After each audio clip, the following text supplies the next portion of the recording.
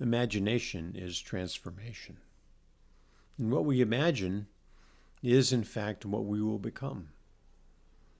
And a funny example, to me anyway, is the example of the leopard obtaining spots.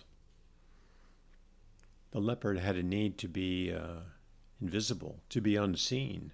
And in the leopard's imagination, that's a way to get to be unseen, to be spotted in the forest, standing still, waiting to eat. And I think there are so many species, whether it's a turtle or a rabbit, they have imagined ways to survive, to sustain themselves, to carry forth their heredities. And so it is with humans. We do the same thing. Except the driver for us is not just food, it's sometimes the needs of our personality. It's a disconnected personality that seeks to find power for itself, to find assertion, and to find allies that will aid in that project of power. And so allies are found, agreements are made, and power is acquired. It's an ancient tale. Whether you're Alexander the Great and you wonder, what did he agree to get where he went? Or Genghis Khan, or Rome, or any of the great empires. There was, as you can peer into their psychic reality, the appearance of an agreement. Somewhere there was an agreement which allowed these civilizations and personalities to flourish in a kind of way. But did they really flourish? No, I think what happened is they ran out of usefulness. The powers that be that gave them that power took that power back. It's an ancient tale. The sorcerer's revenge. The payment comes due. You can't keep it. And that is a historical fact, and it's a future fact. It's prophetically what we are seeing. And one of the examples of that I see, it's really clear, is how we need to see ourselves in the context of these prophetic moments. Where do we stand? Where is our gaze that we can see such things and see it and the events that we see with understanding and comprehension and clarity, moral clarity, and understand what we see in the context of beauty? So the classic that I'm going to talk about is the classic understanding of Gog and Magog. Ancient ideas, evolving always. They come to us from lots of different sources, and they have taken lots of different forms.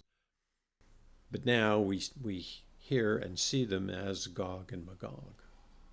And what do we do? My gosh. What are these forces and where do they come from? Who has agreed to them? And what I see, it's pretty obvious. It's been spoken about by many individuals, but I wanted to talk about it today as how I perceive it. And that is the struggle not just between Magog and Gog. I can hardly even say it. It is the struggle between communism and capitalism. And where do you stand in this? What do you see? And what we see is dueling ideologies, the collective and the personal, the collective and the individual. It's a better description. And these ideologies clash.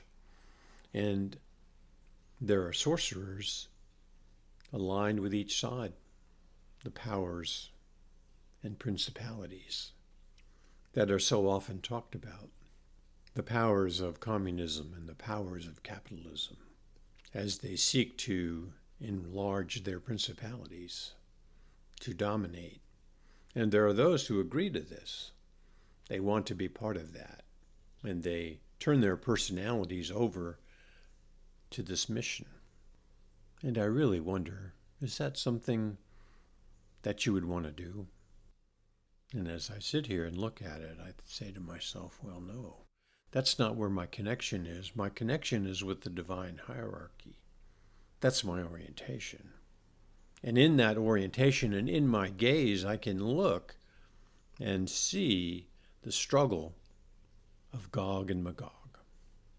I can see them waging their war, the sorcerers making their incantations, and their apprentices casting their spells. And it is an overwhelming thing for most people to be able to be surrounded by this kind of stuff. It's just so overwhelming. It comes from every direction. There is everywhere that it comes from. And yet, it's possible to stand aside. It's possible to gaze beyond the struggle of these principles and personalities. It is possible. It's possible to meditate on your angel and that connection with the divine that is in you and is you. And that's where our refuge is. Aligning ourselves with either Gog or Magog, individuality or the commune, I don't think is going to be much of a refuge. I don't know that life is going to be necessarily any easier in your gaze from the divine hierarchy. It's going to be difficult. But I think there's going to be a clarity of purpose, a clarity of morality, and an understanding of beauty. And you're not going to say yes to ugliness, to depravity, to murder. And that's all of the things that are going to happen in the struggle between Gog and Magog. But we stand apart from that. And I think that's the call of Yeshua and the Beatitudes, the most beautiful of things.